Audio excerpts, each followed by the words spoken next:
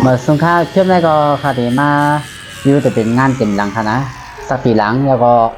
ลูกค้ามีเสียงมันมาจากปีช่างแต่ก็ค่ะขึ้นมาเติมสีวันทันมันก็ห่างดีค่ะเนาะไปเต้เจ้าเมืองค่ะว่ามันจ่องหรือห่างดีในค่ะนะเมื่อสงค่าลายสักอันไหนก็คาเลยออกแบบบันสีตั้งงดคณะตั้งหลัง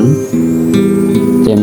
ไล่ต่างๆค่ะเนาะไล่สไตล์ต่างๆว่าคาเกขึ้นมีออกแบบปันแหขึ้นมีเฮ็ดให้มันก็ห่างดีค่ะนะถ้าสนใจต้องตักเข้ามาเลยค่ะฝากติดตามชมช่องYouTube ดีค่ะเฮ็ดไว้ตาเหนื่อยไล่ซักตาเหนื่อยไล่การซ้ำไล่คุณเมียวค่ะนะเมื่อสงค่าไปด้วยจำกันท่าเมื่อสงค่า